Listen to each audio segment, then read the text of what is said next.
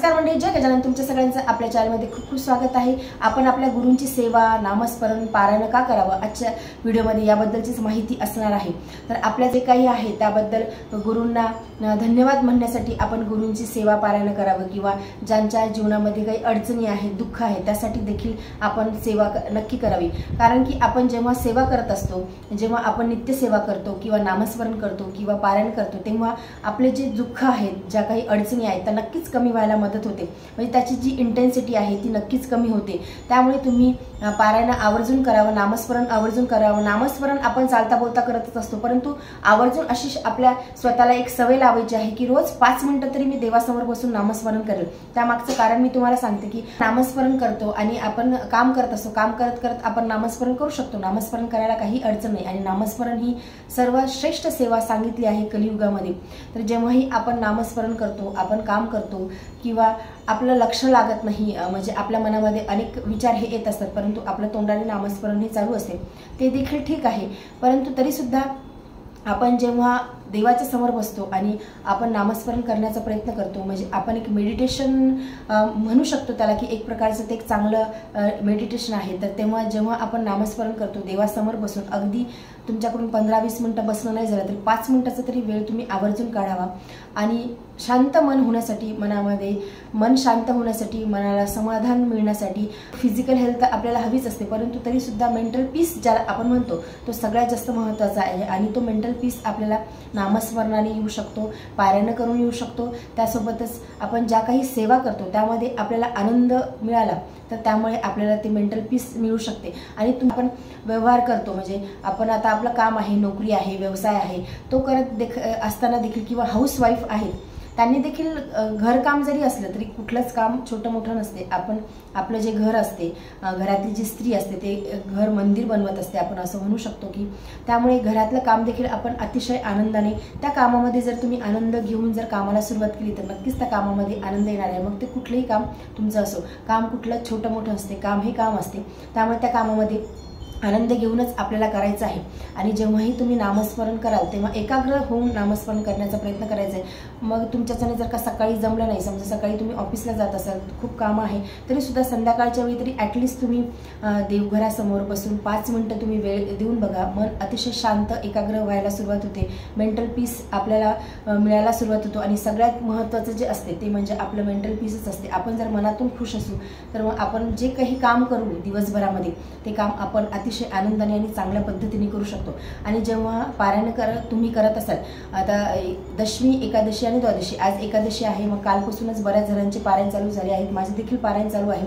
तर आपण पारायण जेव्हा करतो तेव्हा खूप फास्ट पारायण करायचं नाही। आपण म्हणजे आता ते 7 अध्याय आपल्याला उरकायचे आहेत या हेतूने आपण कधी पारायण करायचं नसते। प्रत्येक जो अध्याय आहे त्या प्रत्येक अध्यायाचं महत्त्व वेगळं आहे, त्याचा इतिहास वेगळा आहे, त्या अध्यायाची फलश्रुती वेगळी आहे। त्यामुळं आपण पारायण करताना अतिशय शांततेने पारायण करायचं आहे।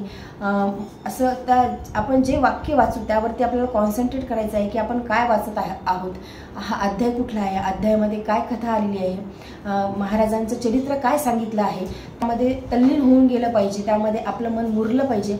एवढ्या पद्धतीनं आपण छान पद्धतीनं पारायण हे करायला हवं, तेव्हाच आपल्याला सुंदर असं जीवन जगायला आपल्याला प्रेरणा मिळते किंवा सुंदर जीवन आपण जगू शकतो। आणि असं बसायचं, नामस्मरण करायचं म्हणून जर तुम्ही जपमाळ करत असाल, माळ घेत असाल तर फटाफट माळ ओढायची, त्यालाही काही अर्थ नाही। गणगण गणात बोलते, गणगण गणात बोलते, अतिशय शांत चित्ताने मंत्राचा तुम्ही जप करा। भलेही तुमच्याच्याने 108 मंत्र जप होणार नसेल तर तुम्ही अगोदर 11 वेळेस मंत्र जप करा, नंतर 21 वेळेस मंत्र जप करा, असं वाढवत वाढत तुम्ही सेवाही करू शकता। जेव्हा तुम्ही पारायण कराल तेव्हा पारायण अतिशय शांततेने करायचा प्रयत्न करायचा आहे। नित्यसेवेमध्ये जर तुमच्याकडून 3 दिवसीय पारायण होत नसेल तर तुम्ही आवर्जून नित्यसेवेमध्ये रोज एक गजानन विजय ग्रंथाचा अध्याय वाचण्याला सुरुवात करा, मग तुम्हाला सवय होईल। आणि मग तुम्ही 3 दिवसीय पारायण किंवा 1 दिवसीय पारायण देखील तुम्ही अतिशय छान पद्धतीने मग करू शकता, कारण की मग आपल्याला ती सवय होते। आपण जसं जसं वाचत जातो आपल्याला त्या शब्दांची ओळख होते, नंतर आपल्याला कळते की समोर आता काय आहे, त्या आपला जो अध्याय तो देखील पटकन घेणं होतो, वाचणं होतो आणि आपल्याला असं बोर होत नाही। तसंही गजानन विजय ग्रंथ वाचताना तुम्हाला बिलकुलच बोर होणार नाही, कारण महाराजांचे चरित्र खूप सुंदर आहे, महाराजांचे जे लीला आहेत त्या खूप सुंदर आहेत। दासगणू महाराजांनी खूप छान ती पोथी लिहिली आहे. अतिशय अमृतच आपण म्हणू शकतो त्याला. एवढं सुंदर रसाळ महाराजांचे चरित्र ही दासगणू महाराजांनी गजानन विजय ग्रंथामध्ये लिहिलं आहे. त्यामुळे ते आपल्याला बोर किंवा रटाळवाणं असं होत नाही. तुम्ही किती जरी पारायण केलं तरी तुम्हाला कधीच बोर होणार नाही किंवा कंटाळा येणार नाही. आपल्याला ती पारायण करण्यासाठी अजून इच्छा, जसं जसं आपण पारायण करतो. आणि तुम्हाला एक गोष्ट सांगू का, जेव्हाही आपण पारायण करू किंवा कुठल्याही देवाची तुम्ही भक्ती करत असाल, गुरूंची तुम्ही भक्ती करत असाल, तर त्या जेव्हा आपण वाचन करतो किंवा आपल्याला कळते की आपली एक वाचाशुद्धी आपण ज्याला म्हणतो किंवा वाचाशुद्धीच आपण म्हणू शकतो त्याला, की ती व्हायला सुरुवात होते. आणि आपण जे काही विचार करू, जे काही आपल्याला, खरं सांगते तुम्हाला मी, तुम्ही अनुभव घेऊन बघा. फक्त तुमची जी निष्ठा आहे, तुम्ही जी भक्ती कराल ती अतिशय उच्च कोटीची असली पाहिजे. म्हणजे तुमच्या मनामध्ये किंतु परंतु राहायला नको आपल्या गुरूंच्या विषयी. म्हणजे मी तर असं नेहमी म्हणते की तो जर का देव मोठा असेल तर मग तुमची चिंता मोठी नाही, आणि तुमची जर का चिंता मोठी असेल तर मग की तुमचा देव मोठा आहे की नाही.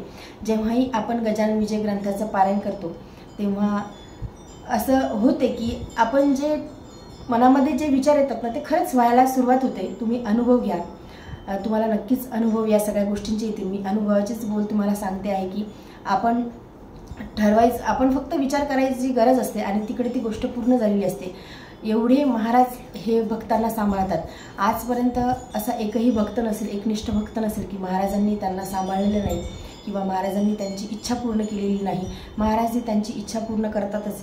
आणि अजून एक गोष्ट मला सांगायची आहे की जे समाधान आहे, जो आनंद आहे, म्हणजे आपण छोट्या छोट्या गोष्टीमध्ये मग आनंद यायला आपल्याला सुरुवात होते, आनंदी मन राहायला सुरुवात होते. आणि सगळ्यात मोठा जो आनंद असतो, म्हणजे सगळ्यात मोठं जे जीवन जगताना असते ते म्हणजे मानसिक समाधान, आनंद हाच सगळ्यात मोठा असतो. अपेक्षारहित आपण जीवन जगायला सुरुवात करतो की मला जगाकडून काहीच अपेक्षा नाही. आणि जिथे अपेक्षा संपते ना तिथे दुःखच उरत नाही. त्यामुळे अपेक्षारहित ही, त्यामुळे आपण जगाकडून काहीच अपेक्षा ठेवत नाही. म्हणजे आपण मदत तर सगळ्यांना करतो. आपल्या नेचरमध्ये, आपल्या वागण्यामध्ये खूप ट्रिमेंडस चेंजेस होतात.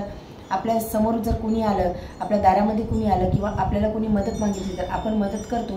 परंतु आपण जगाकडून अपेक्षा करत नाही की आपण मदत केली आहे ना, मग आपले हे कर्म आहे, पुढच्या वेळी त्याने मला मदत केली काय किंवा नाही केली काय त्याने काही फरक पडत नाही. म्हणजे अपेक्षारहित जीवन जगणं आपण सुरू करतो आणि त्यामध्ये अपेक्षा जिथे संपतात मग तिथे दुःखही उरत नाही आणि काहीच उरत नाही. म्हणजे आपण अतिशय समाधानाने, आनंदाने जीवन हे जगतो. त्यामुळे सेवा करावी, आनंदी राहण्यासाठी सेवा करावी. महाराजांनी आपल्याला जे दिलं आहे ते सर्वोत्तम दिलं आहे. त्यांचे धन्यवाद मानण्यासाठी, त्यांच्याबद्दल कृतज्ञता व्यक्त करण्यासाठी सेवा करावी.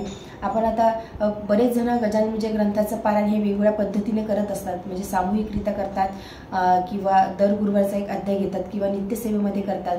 त्या निमित्ताने आवर्जून वर्षातून एकदा तरी भरपूर जण आहे की जे पारायण करतात, दर गुरुवारी एक अध्याय वाचण्याचा प्रयत्न करतात. तरीसुद्धा मला असं वाटते की तुम्ही रोजच्या नित्यसेवेमध्ये गजानन विजय ग्रंथाचं पारायण नक्की करावं. गजानन विजय ग्रंथ तुमच्या घरामध्ये असायला हवा. काही गोष्टी आपल्याला मिळत नाही, मग त्यावेळी आपल्याला दुःख होते. परंतु एवढं लक्षात ठेवायचं आहे की हे जे दुःख वगैरे काही वाटायला आलेले असतात ते हे प्रारब्धाचे भोग असतात. पूर्वजन्मीचे भोग देखील आपल्याला भोगावे लागत असतात. आपल्या आणि महाराजांच्या मध्ये आपले कर्म असतात. आपण जर का चांगले कर्म केले आत्ता या जीवनामध्ये आपल्याला कळतं की काय वाईट आहे, काय चांगलं आहे. आपण जर का चांगले कर्म केले आणि चांगले कर्म केल्यामुळे आपले जे काही प्रारब्धाचे भोग आहेत ते कमी होणार आहेत. त्याची जी तीव्रता आहे ती कमी होणार आहे. त्यामुळे या जन्मामध्ये नक्कीच सुख मिळणार आहे. स्वतःला आपल्यापेक्षा कुणीही चांगल्या प्रकारे ओळखू शकत नाही. त्यामुळे आपण जेव्हा पारायण करतो, जेव्हा सेवा करतो तेव्हा वाईट गोष्टी करायला आपलं मन खरंच धजावत नाही. म्हणजे कुणाचं काय सोनं जरी पडलेलं असतं तरी आपल्याला त्याच्याशी काही देणं घेणं नसते. आपण उचलून त्या व्यक्ती जाऊन येऊन देतो की हे बघ बाबा तुझं हे होतं आणि हे इथं पडलेलं होतं, मला ते सापडलं. म्हणजे मनामध्ये कशाचीच काहीच इच्छा, असं म्हणू शकतो की आसक्ती ही जी असते ना ती उरत नाही. आणि तिथूनच खरंच जीवनाचा आनंदाला सुरुवात होते, समाधानाला सुरुवात होते की ती उरलेली नाही, कशाची कोणाबद्दल द्वेष नाही, मत्सर नाही, ईर्ष्या नाही. मनुष्य प्राणीच असा आहे की षड्रूपीने तो युक्त असतो. द्वेष, मत्सर मिळवण्याची खूप तीव्र इच्छा, या सगळ्या षड्रूपींनी माणसाचं मन हे भरलेलंच असते. म्हणजे माणूस प्राणी आहे, आपल्याला व्यावहारिक जीवन जगत असताना ह्या सगळ्या गोष्टींची गरज असते. तरीसुद्धा आपण एवढं काही त्याकडे लक्ष देत नाही की ते होत राहील, महाराजांची इच्छा आहे ना मग ते होत राहील, महाराजांची इच्छा असेल तर ते मिळेल. अशा पद्धतीने आपण जीवन जगायला सुरुवात करतो आणि खरंच तेच महत्त्वाचं आहे. त्यामध्ये सगळ्यात जास्त सुख आहे, त्यामध्ये सगळ्यात जास्त आनंद आहे. त्यामुळे तुम्ही सेवा करायला नक्की सुरुवात करा. ज्या काही तुमच्या इच्छा आहे म्हणजे मानसिक समाधान, मेंटल पीस तुम्हाला मिळायला सुरुवात होईल आणि मनात जर एखादी गोष्ट आली तर ती इच्छा तुमची नक्कीच पूर्ण होणार आहे. महाराज ते नक्कीच पूर्ण करून घेणार आहेत. महाराजांनी आत्तापर्यंत कोटी कोटी भक्तांचं कल्याण केलं आहे, जेव्हा ते सगुण रूपामध्ये होते तेव्हाही आणि आता ते निर्गुण रूपामध्ये असताना देखील ते कोटी कोटी जणांचं कल्याण करत आहेत आणि करत राहतील. आणि चिंता करणं खरंच सोडून द्या. चिंता करू नका. चिंता करणे गरजेचंच नाही आहे. महाराजांवरती सगळं सोडून द्या. आपले गुरु आहेत ना, आपण त्यांची सेवा करतो ना, ते सगळं काही बघून घेतील. त्यांच्यावरती सगळं टाकून द्या. तुम्हाला जे हवं नको ते सगळं बघतील. तुम्ही जो विचार करता त्यापेक्षाही चांगलं महाराज तुम्हाला देतील. तर आजच्या व्हिडिओमध्ये एवढीच. व्हिडिओ जर तुम्हाला आवडला असेल तर व्हिडिओ लाईक करा, चॅनल सबस्क्राईब करा. जय गजानन. धन्यवाद.